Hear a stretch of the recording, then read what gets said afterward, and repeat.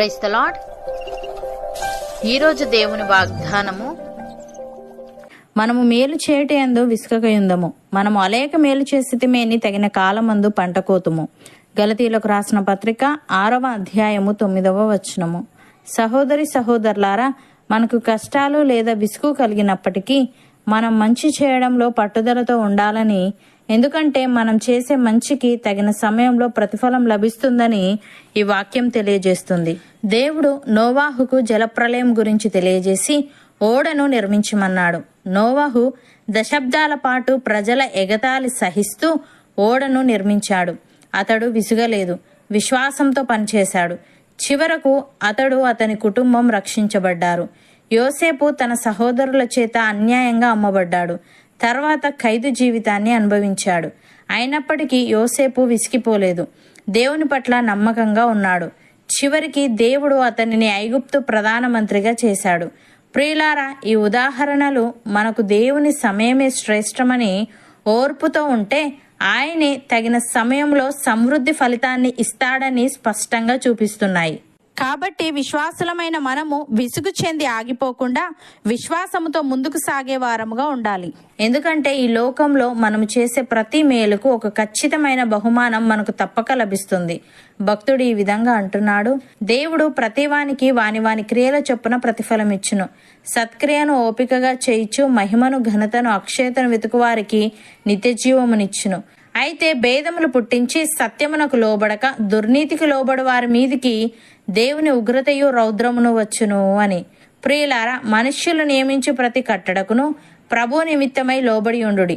రాజు అందరికీ అధిపతి అనియు, నాయకులు దుర్మార్గులకు ప్రతిదండన చేయుటకును సన్మార్గులకు మెప్పు కలుగుటకును రాజు వలన పంపబడిన వారనియు వారికి లోబడి ఉండుడి. ఏలైనగా మీరిట్లు యుక్త ప్రవర్తన గలవారై అజ్ఞానముగా మాటలాడు మూర్ఖుల నోరు మీయుట దేవుని చిత్తము. అపోస్తలుడైన పౌలు ఈ విధంగా అంటున్నాడు, మీరు మంచి విషయంలో ఆసక్తి గలవారైతే మీకు హాని చేయువాడెవడు? మీరొకవేళ నీతి నిమిత్తము శ్రమపడినను మీరు ధన్యులే. వారి బెదిరింపునకు భయపడకుడి, కలవరపడకుడి. నిర్మలమైన మనస్సాక్షి కలిగిన వారై మీలో ఉన్న నిరీక్షణను గూర్చి మిమ్మును హేతు అడుగు ప్రతివానికిని సాత్వికముతోను భయముతోను సమాధానము చెప్పుటకు ఎల్లప్పుడూ సిద్ధముగా ఉండి మీ హృదయములయందు క్రీస్తును ప్రభువుగా ప్రతిష్ఠించుడి. అప్పుడు మీరు దేని విషయమై దుర్మార్గులను దూషింపబడుదురో దాని విషయమై క్రీస్తునందున మీ సత్ప్రవర్తన మీద అపనింద వేయువారు సిగ్గుపడుదురు. దేవుని చిత్తం అలాగున్న ఎడల కీడు చేసి శ్రమ పడుట కంటే మేలు చేసి శ్రమ పడుటే బహుమంచిది అని.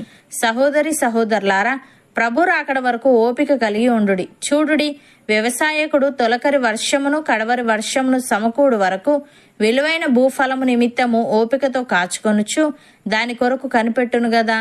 ప్రభు రాక సమీపించుచున్నది గనుక మీరును ఓపిక కలిగి ఉండుడి. మీ హృదయములను స్థిరపరచుకొనుడి. మీరు తీర్పు పొందకుండా నిమిత్తము ఒకని మీదనొకడు సనగకుడి. ఇదిగో న్యాయాధిపతి వాకిట నిలిచి ఉన్నాడు. నా సహోదరులారా, ప్రభు నామమును బోధించిన ప్రవక్తలను శ్రమానుభవమునకును ఓపికకును మాదిరిగా పెట్టుకొనుడి. సహించిన వారిని ధన్యులనుకొనుచున్నాము గదా. మీరు యోబు యొక్క సహనమును గూర్చి వింటిరి. ఆయన ఎంతో జాలియు కనికరమును గలవాడని మీరు తెలుసుకొని ఉన్నారు. అవును అన్నవారు నాతో పాటు ప్రార్థనలో ఏకీభవించండి.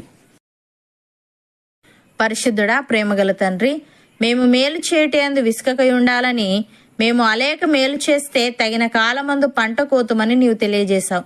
తండ్రి, నీకు స్తుతులు. దేవా, మేము సత్క్రియను ఓపికగా చేయిచు మహిమను ఘనతను అక్షయతను వెతుకుచు నీవిచ్చే నిత్య జీవము పొందుకునే వారంగా ఉండుటకు సహాయము దయచేయమని, మనుష్యులు నియమించు ప్రతి కట్టడకును నీ నిమిత్తమై లోబడి ఉంటూ రాజు అందరికీ అధిపతి అనియు, నాయకులు దుర్మార్గులకు ప్రతిదండన చేయుటకును సన్మార్గులకు మెప్పు కలుగుటకును రాజు వలన పంపబడిన వారనియు వారికి లోబడి ఉంటూ మేమిట్లు యుక్త ప్రవర్తన గల వారమై అజ్ఞానముగా మాటలాడు మూర్ఖుల నోరు మూసివేసే వారముగా ఉండుటకు కృపచూపమని, నీ రాక సమీపించుచున్నది గనుక మేమును ఓపిక కలిగి ఉంటూ మా హృదయములను స్థిరపరచుకునే ఆత్మీయత మాలో ప్రతి ఒక్కరికి నీవే దయచేయమని యేసుక్రీస్తు నామమున ప్రార్థిస్తున్నాము తండ్రి. ఆమెన్.